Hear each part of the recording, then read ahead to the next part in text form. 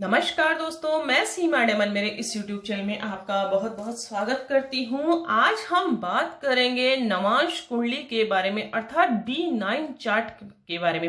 अब D9 chart कब देखा जाता है? हमारी मैरिज लाइफ के लिए देखा जाता है। जब भी हम शादी करते हैं तो नवांश कुंडली को देखना भी बहुत जरूरी होता है। नवांश कुंडली से ही हम ये डिसाइड कर पाते हैं, और हमारी लग्न कुंडली देखना भी बहुत जरूरी होता है। दोनों कुंडली के कॉम्बिनेशन से ही हम ये पता कर सकते हैं कि हमारा दाम्पत्य जीवन कैसा रहेगा, मैरिज लाइफ आपकी कैसी रहेगी, जीवन साथी से आपका तालमेल किस तरीके से रहेगा, अर्थात आपकी मैरिज लाइफ में कोई भी डिस्टरबेंस होगा कि नहीं होगा। आज हम इस वीडियो के माध्यम से पूरी जानकारी जानेंगे कि कुंडली से हम कैसे देखकर बता सकते हैं। दोस्तों, अब आपकी यह लग्न कुंडली होती है, आप भली भांति जानते ही हैं। मैंने यह मेष लग्न की कुंडली बनाई है क्योंकि यहाँ 1 नंबर लिखा है।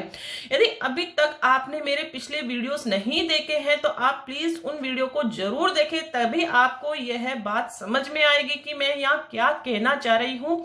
कुंडली हम कैसे देखते हैं, पूरी जानकारी आपको मिलेगी उसमें। तो सबसे पहले मैं बात करती हूँ हमारी लग्न कुंडली के बारे में। जब भी हम शादी करते हैं और नवांश कुंडली भी हम देखते हैं, क्योंकि नवांश कुंडली में भी बहुत सी ऐसी छोटी छोटी बातें होती है जिनसे हम प्रेडिक्शन करने में आसानी होती है। वैसे तो नवांश कुंडली होती क्या है? नवांश कुंडली हमारे जो ग्रह नक्षत्र होते हैं, एक्चुअल में वही कुंडली नवांश कुंडली होती है। यानी कि लग्न कुंडली जो कहलाएगी वह तो हमारी है ही, जो हमारी प्रॉपर जन्म के समय जो कुंडली बन गई, लेकिन नवांश कुंडली हमारे नक्षत्र को शो करती है। दोस्तों, यदि दोनों कुंडली अच्छी है, दोनों में सभी हाउसेस अच्छे हैं, तो आपके जीवन में बहुत अधिक आप उन्नति करेंगे। धन, ऐश्वर्य, मान सम्मान, मैरिज लाइफ, करियर, सभी से आपको अच्छे लाभ प्राप्त होंगे।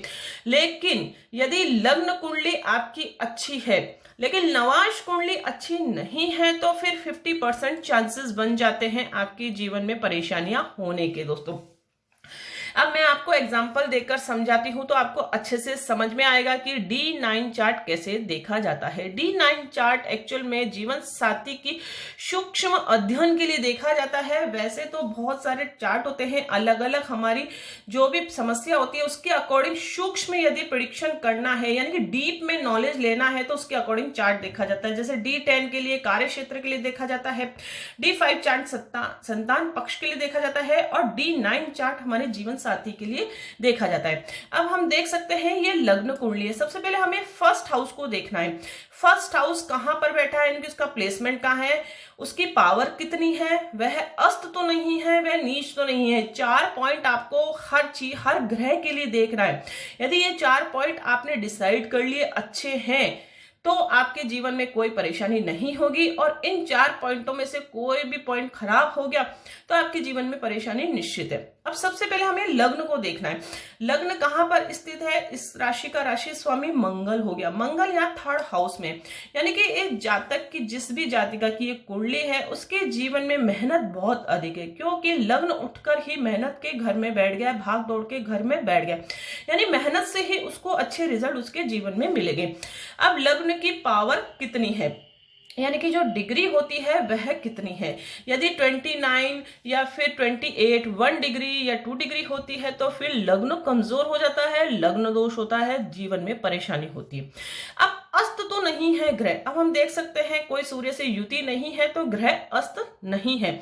यदि सूर्य से युति हो गई, पर्टिकुलर जो भी डिग्री डिफरेंस है उसमें यदि अस्त हो गया तो भी जीवन में परेशानी होगी। अब नीच तो नहीं है, पर्टिकुलर ग्रह जो होते हैं पर्टिकुलर राशि में नीच के होते हैं। अब मंगल यहाँ पर नीच का नहीं है, वह 4th राशि में नीच का होता है। यदि मंगल यहाँ पर स्थित होता तो वह नीच का होता है। अब इसी तरीके से हमें 7th हाउस भी देखना है। अब 7th हाउस का मालिक कौन है? शुक्र। अब शुक्र कहाँ बैठा है? 4th हाउस में, यानी कि उसका प्लेसमेंट अच्छा हो गया। उसकी पावर कितनी है? उसकी पावर भी अच्छी है। हम सॉफ्टवेयर से जो भी कुंडली निकालते हैं उसमें पावर मेंशन रहती है, तो उसकी पावर भी अच्छी है। अब वह अस्त तो नहीं है, नहीं अस्त तो नहीं है, नीच तो नहीं है, नीच तो नहीं है। चारों पॉइंट इसके क्लियर है। इस जो भी लग्न कुंडली है तो हम 100% ऐसा नहीं कह सकते हैं कि उसका दाम्पत्य जीवन अच्छा होगा जब तक कि हम D9 चार्ट को नहीं देखें। हमारी लग्न कुंडली के बाद जब हम स्लाइड करते हैं तो हमारी नवमांश कुंडली आ जाती है। नवमांश कुंडली में जस्ट लग्न चेंज हो जाता है, सब कुछ चेंज हो जाता है। यदि वही लग्न कुंडली यदि बन रही है तो वर्गो उत्तमी कुंडली कहलाती है, और यदि कोई भी ग्रह उसी राशि में बैठा है तो वह वर्गो उत्तमी ग्रह कहलाता है। वह अलग हमारे जीवन में बहुत अच्छा रिजल्ट देता है। इस टॉपिक पर हम नेक्स्ट वीडियो या आने वाले वीडियोस में मैं बात करूंगी, लेकिन आज जीवन साथी से रिलेटेड बात हो रही है, इसलिए हम नवमांश कुंडली के केवल हमें लग्न पार्ट को देखना है और केवल 7th हाउस को देखना है। अब आप देख सकते हैं यहाँ पर तो सभी पॉइंट आपकी क्लियर है कि प्लेसमेंट भी अच्छा हो गया है, पावर भी इसकी अच्छी है, अस्त भी नहीं है, नीच का भी नहीं है। ठीक है, अब D9 चार्ट पर हम आते हैं। यही लग्न कुंडली की यही D9 यानी कि ये नवमांश कुंडली बनी है। अब यहाँ पर ये कर्क लग्न की कुंडली बनी है। अब हम सबसे पहले देखते हैं कि लग्न का स्वामी कहाँ है। वही भागदौड़ के जीवन में स्थित है यानी कि चंद्रमा। अब लग्न पर कोई पापी ग्रह तो स्थित नहीं है, तो हम देख सकते हैं यहाँ पर राहु स्थित है जो कि पापी ग्रह है, सेपरेटिव टेंडेंसी वाले ग्रह होते हैं। जब भी हमारे लग्न में या फिर कहीं पर भी राहु केतु बैठते हैं तो वह उस घर की हानि करते हैं, यानी कि वह जातिका के जो जीवन साथी से तालमेल है। अब हम कह सकते हैं इसका ये नेगेटिव पॉइंट मिल गया कि लग्न अच्छा नहीं, लग्न में बैठे ग्रह अच्छे नहीं है। अब हमें 7th हाउस देखना है। 7th हाउस का मालिक कहां पर स्थित है। अब हम देख सकते हैं यहाँ 1 नंबर राशि में। अब 1 नंबर राशि में आप भली भांति जानते हैं शनिदेव नीच के हो जाते हैं। अब इनकी डिग्री हमें देखना है। इसकी डिग्री हमने जब मेंशन करी तो वह नीच की ही है। शनिदेव 20 डिग्री तक नीच के होते हैं, तो वह नीच के हो गए। अब 7th हाउस में बैठे ग्रह हमें देखना है कि उनमें कोई पापी ग्रह तो नहीं बैठे हैं। अब देख सकते हैं यहाँ केतु बैठे हैं जो कि अच्छे नहीं हैं। अब गुरु भी नीच का होकर यहाँ स्थित हो गया है, लेकिन इसकी डिग्री 20 डिग्री है तो वह नीच कैटेगरी में नहीं आता है। गुरु हमेशा 5 डिग्री तक ही नीच का प्रभाव दे पाता है, तो हम कह सकते हैं गुरु नीच कैटेगरी में नहीं आएगा। गुरु यहाँ पर इस घर को बचाएगा। तो कहने का मतलब है नवमांश कुंडली इस जातिका की पीड़ित हो चुकी है। तो हम ये जानते हैं कि अब इसकी मैरिज लाइफ में प्रॉब्लम होगा। इस तरीके से प्रेडिक्शन किया जाता है दोस्तों। बहुत सिंपल है प्रेडिक्शन करना। पहले आपको लग्न कुंडली देखना है, उसमें ग्रह उसके लग्न और स्वामी, लग्न जो भी है हमारा उसका स्वामी देखना है, 7th हाउस का स्वामी देखना है, और लग्न में स्थित ग्रह देखने हैं और 7th हाउस में स्थित ग्रह देखने हैं। यदि कोई पापी ग्रह स्थित है तो जीवन में फिर परेशानी होगी जब भी उनकी दशा अंतरदशा चलेगी तब।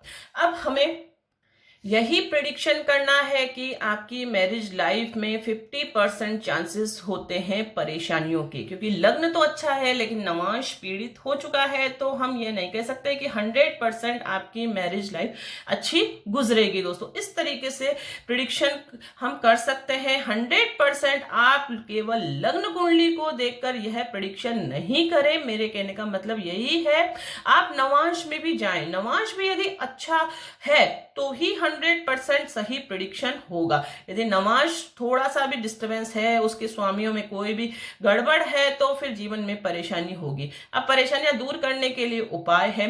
सबसे इंपॉर्टेंट उपाय यही है कि जब भी आप शादी करें तो मैच मेकिंग कुंडली अवश्य बनवाएं, क्योंकि मैं बार बार आपको यही राय देती हूँ। मैच मेकिंग कुंडली से क्या होता है, जब दोनों जातक की जब मैचिंग की जाती है तो गुण मिलान किया जाता है, पर्टिकुलर ग्रह देखे जाते हैं और चंद्र राशि भी देखी जाती है। तो सब कुछ यदि मैचिंग होता है तो जीवन में कोई परेशानी नहीं होती है।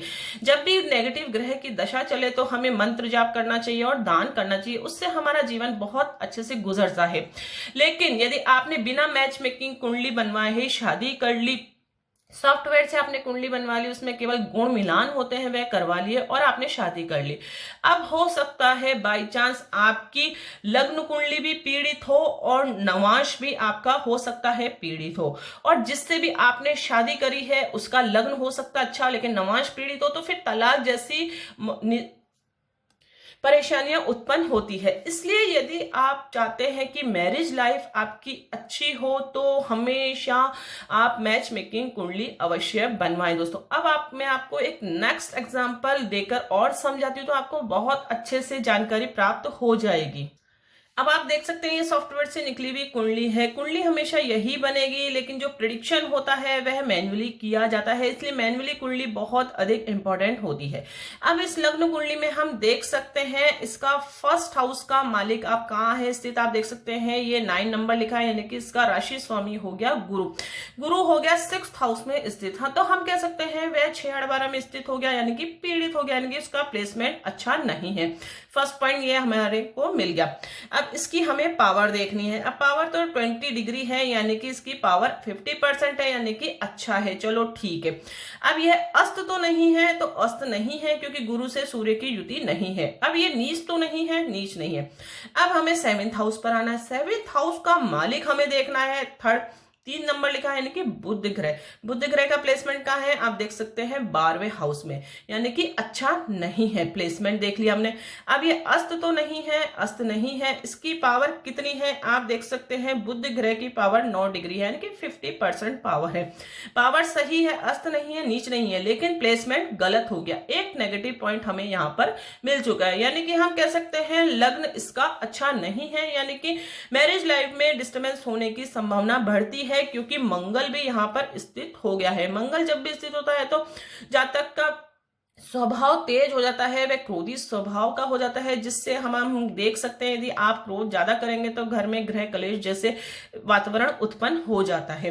अब हम इसके नवांश पर चलते हैं। अब ये देखिए आप नवांश कुंडली आ गई है, तो नवांश में आप लग्न चेंज हो जाता है, जस देख सकते हैं। अब यहाँ 6 नंबर लिखा है। 6 नंबर यानी इसका राशि स्वामी हो गया बुध ग्रह।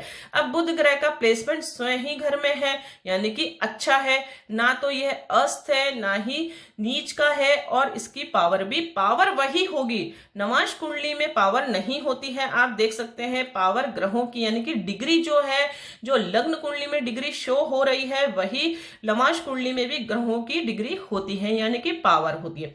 यानी कि फर्स्ट हाउस इस जातक का अच्छा हो गया है। अब हम नेक्स्ट स्टेप का चलते हैं 7th हाउस पर। अब 7th हाउस आप देख सकते हैं यहाँ 12 नंबर लिखा है। अब 12 नंबर का राशि स्वामी कौन होता है, गुरु ग्रह। अब गुरु ग्रह का आपको प्लेसमेंट देखना है। प्लेसमेंट हो गया लाभ भाव में, यानी कि इसके 7th हाउस का मालिक लाभ भाव में बैठ गया, यानी कि इसको जीवन में अच्छे रिजल्ट मिलेंगे गुरु ग्रह से। मैरिज लाइफ से भी इसको अच्छे रिजल्ट मिलेंगे। अब ये 4 नंबर राशि में स्थित है, आप देख सकते हैं, तो 4 नंबर राशि में गुरु उच्च का हो जाता है, यानी कि जीवन साथी से इसको बहुत अधिक अच्छे रिजल्ट मिलेंगे। इसका भाग्य उदय होगा जब भी ये शादी करेंगे। तो नवांश कुंडली इसकी बहुत अच्छी है। तो हम यह कह सकते हैं कि इनका जीवन साथी से कोई इतना परेशानी वाले बात नहीं होगी। लग्न कुंडली में भी कोई पापी ग्रह नहीं बैठे हैं, सिर्फ प्लेसमेंट गलत है, तो थोड़े छोटे मोटे उपाय करके हम इन परेशानियों को दूर कर सकते हैं, तो इनका जीवन अच्छे से गुजरेगा। मेरे कहने का मतलब यही है, यदि आप एस्ट्रोलॉजी सीख रहे हैं तो केवल लग्न कुंडली को देखकर आप प्रिडिक्शन नहीं करें, नवांश कुंडली को देखना भी बहुत जरूरी है। दोनों का तालमेल बिठा कर ही 100% प्रिडिक्शन किया जाता है दोस्तों। यदि लग्न कुंडली अच्छी है, नवांश अच्छा नहीं है, तो 50% चांसेस हो जाते हैं परेशानी के। इसी तरीके से यदि लग्न कुंडली खराब है और नवांश अच्छा है तो भी 50% चांसेस हो जाते हैं परेशानी के। लेकिन इसके विपरीत यदि लग्न कुंडली भी खराब है, नवांश कुंडली भी खराब है, तो 100% जीवन में परेशानी होगी, तलाक जैसी स्थितियां उत्पन्न हो जाएगी, और हमारा जो मैरिज लाइफ है, हमारा दाम्पत्य जीवन है, वह बहुत अधिक डिस्टर्ब हो जाएगा। तो आने वाली जनरेशन पर भी उसका बहुत अधिक इफेक्ट पड़ता है, पूरा परिवार डिस्टर्ब हो जाता है। इसलिए मेरी यही राय है, जब भी आप शादी करें तो एक अच्छे से एस्ट्रोलॉजर से आप सलाह लेकर ही मैच मेकिंग कुंडली के माध्यम से ही आप शादी करें, अपने जीवन साथी के बारे में आप पूरी जानकारी प्राप्त कर सकते हैं। अब मैं आने वाले जो वीडियोस है उसमें आपको यह जानकारी दूंगी कि आपका जीवन साथी कैसा होगा, उसका स्वभाव कैसा होगा, वह इस घर में बैठे ग्रहों के अकॉर्डिंग होता है। तो वह अगले टॉपिक्स पर हम डिस्कस करेंगे। आज के लिए बस इतना ही। आई होप आपको ये जानकारी पसंद आई होगी। यदि आपको ये जानकारी पसंद आई हो, मेरा ये ज्ञान आपको अच्छा लगा हो, मेरे समझाने का जो प्रोसेस है यदि आपको अच्छा लगा हो, तो आप प्लीज कमेंट्स के द्वारा जरूर बताएं। और आप यदि कौन से टॉपिक पर वीडियो चाहते हैं तो उसके बारे में भी कमेंट्स के द्वारा मुझे जरूर बताएं, ताकि उन टॉपिक्स को मैं शामिल करते हुए मैं वीडियो आप लोगों के लिए बहुत अधिक अच्छे से अच्छे ला सकूं। यदि वीडियो पसंद आए तो इसे आप प्लीज लाइक जरूर करें, दूसरों के साथ भी इसे शेयर अवश्य करें। तो मिलते हैं नेक्स्ट वीडियो में कोई इंटरेस्टिंग टॉपिक के साथ। तब तक के लिए thank you and bye bye.